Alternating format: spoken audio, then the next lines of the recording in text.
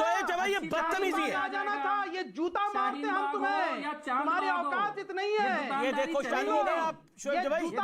अभी आप कह रहे थे ये पॉलिटिकल सफाई को आप सफाई से जोड़ रहे थे, ये देखो किस तरह से आप कर रहे हैं।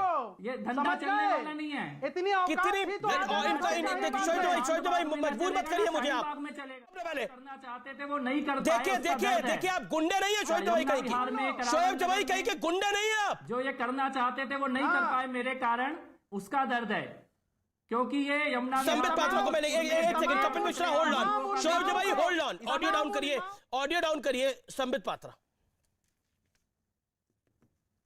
देखिए अमीश भाई, मुझे थोड़ा सा आप 20 सेकंड अनइंटरप्टेड कहने दीजिए। अमीश भाई, तर्क होना, कुतर्क होना, वितर्क होना, ये सब कुछ जायज है, डिबेट में चलेगा। मगर डिबेट में जूते पकड़ करके किसी पैनलिस्ट को जूते चाटो तुम, यहां पर इस प्रकार के शब्दों का प्रयोग करना, आखिर इतने बड़े बड़े चैनल में जैसे बच्चे देखते हैं, हमारे घर की माएं देखती हैं, हमारी बहनें देखती हैं, हम क्या संस्कार सिखाएंगे लोगों को? मुझे माफ करिएगा अमीश भाई, इस प्रकार के अनपढ़ जाहिल लोगों को अगर टीवी में बुला करके हम इनका महिमा मंडन करेंगे तो भविष्य इस देश का ठीक नहीं है। ऐसे लोगों को आप डिबेट पे मत इनवाइट करिए। ये मुस्लिम स्कॉलर है, ये मुस्लिम समाज के नाम पे धब्बा है, धब्बा। कौन सा मुस्लिम स्कॉलर जूते उठाकर बात करता है? कौन सा मुस्लिम स्कॉलर जूते उठाकर बात करता है? ये स्कॉलरशिप है, ये जूता उनका सर्टिफिकेट है, ये जूता उनकी स्कॉलरशिप का सर्टिफिकेट है। ऐसे स्कॉलर की आवश्यकता किसी नेशनल चैनल को नहीं होना चाहिए। अमीश जी, मैं आपसे सविनय निवेदन करता हूं कि इस प्रकार के छुटभैया नेता, इस प्रकार के अनपढ़ नेताओं को आप तत्क्षणात चैनल से बाहर करिए ताकि एक सबक इन लोगों को हो, नंबर 1। नंबर 2, अमीश भाई, दुखद है, हिंदुस्तान में चर्चा क्या हो रहा है? हिंदुस्तान में चर्चा हो रहा है कि हम हिंदू ISIS और बोको हराम हो गए हैं। औरंगजेब महान था, और यहां एक पैनलिस्ट बोल रहे हैं औरंगजेब महिलाओं को कितनी इज्जत करता था, औरंगजेब के जमाने में महिलाओं को न्याय मिलती थी। हिंदुस्तान में मोदी जी तो न्याय नहीं देते। वाह, खाते हिंदुस्तान का है, रहे हिंदुस्तान में रहे, और कह रहे हैं कि औरंगजेब महान था।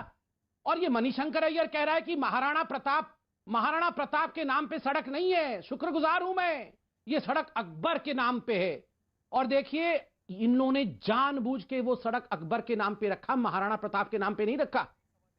आज ये बहुत बड़ा खुलासा हुआ है। आप कांग्रेस के नेहरू के जमाने से सोच को देखिए कि हम तुष्टिकरण की राजनीति के अंतर्गत महाराणा प्रताप को दरकिनार कर देंगे, उनके नाम पे सड़क नहीं रखेंगे। जिस सड़क पे कांग्रेस का दफ्तर खुलेगा वो सड़क अकबर का होगा, वो उसके बगल वाला सड़क औरंगजेब का होगा। धिक्कार है इन देश के गद्दारों का, और इन देश के गद्दारों पे हम डिबेट करेंगे, इनको हम शालीनता से भाई पुकारेंगे। और शादाब भाई, कितने अत्याचारी थे ये औरंगजेब और कितने अत्याचारी थे ये बाबर के वंशज, उसे आपको बताने की आवश्यकता नहीं है। आपके नाम के आगे चौहान लगा हुआ है। मैं जानता हूं आप अपने पूर्वजों से बात नहीं कर सकते हैं, मगर आप ध्यान करके सोचिए आपके पूर्वजों को क्या नहीं सहना पड़ा होगा, क्या नहीं सहना पड़ा होगा। आप आज शादाब चौहान हैं, बहुत कुछ सहा होगा उन्होंने। कम से कम अपने पूर्वजों के ऊपर तो आप कृपा करिए। ये हंसने का विषय नहीं है। ये जो शीशगंज गुरुद्वारा है, आप जानते हैं शीशगंज गुरुद्वारा क्यों बना है? संबित भाई सुन लीजिए, अब वहां जो 9वें गुरु थे, वहां जो गुरु तेग बहादुर जी थे हमारे। एक मिनट, मैं सिख धर्म के बारे में बात कर रहा हूं, आप बीच में मत चिल्लाइए। मैं गुरु तेग बहादुर के गुस्ताखी में कुछ मत कहिए। मैं गुरु तेग बहादुर जी के विषय में कह रहा हूं, 10 सेकंड सुन लीजिए। आदरणीय गुरु तेग बहादुर जी के शीश को किसने काटा था? किसने काटा था आदरणीय गुरु जी के शीश को? गुरु तेग बहादुर के शीश को जमीन में गिराने की हिम्मत की थी औरंगजेब ने। शीशगंज गुरुद्वारा उनके नाम पे। 4 शहजादों को मैं नमन करता हूं, 4 शहजादों को दीवार में चुनवाने का काम किसने किया था? मुगलों ने किया था।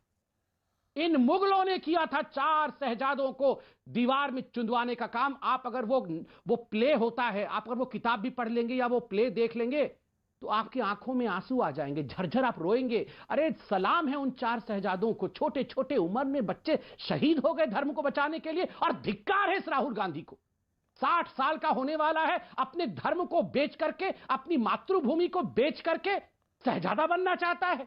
ठीक है, शादाब चौहान इसका जवाब देंगे, लेकिन आचार्य प्रमोद कृष्ण भी मेरे साथ जुड़ गए हैं। लेकिन जो चर्चा के अंदर आपने शोएब जवाई किया, आप पढ़े लिखे डॉक्टर हैं, स्कॉलर हैं, और स्कॉलर होने के बाद आप इस तरह की हरकतें कर रहे हैं। हो सकता है आपको एक सस्ती लोकप्रियता मिल जाए आज टेलीविजन के अंदर, हो सकता है कि आपको ट्विटर पर और फेसबुक पे चंद छुटभइये इसकी तारीफ करते हुए देखें कि क्या माल करा आपने, कपिल मिश्रा को जूता दिखा दिया, कमाल करा आज आपने कपिल मिश्रा को जूता दिखा दिया। लेकिन यह बात सोच लीजिएगा कि यह तर्क भी आएगा कि आपके पास शब्दों के बाण कम थे, इसलिए आपको मारधाड़ पे उतरना पड़ा एक चर्चा के अंदर। हो सकता है कि आपको दुबई से इसकी तारीफ मिले, पाकिस्तान से इसकी तारीफ मिले, भारत में भी कुछ लोग इसकी तारीफ कर दे, लेकिन इस देश की संस्कृति जूते वाली नहीं है। इस देश की संस्कृति वो वाली है जिसमें 14 साल का वनवास अगर भाई को मिल जाता है तो दूसरा भाई खड़ा हो रखे उसका इंतजार करता है। इस देश की संस्कृति कृष्णम और कपिल मिश्रा, मैं आपके पास भी आ रहा हूं। आचार्य जी, कांग्रेस पार्टी को हो क्या गया है? हिंदुत्व के बारे में सवाल खड़े कर रही है और मुगल काल को अपना कह रही है, और आप आचार्य हैं।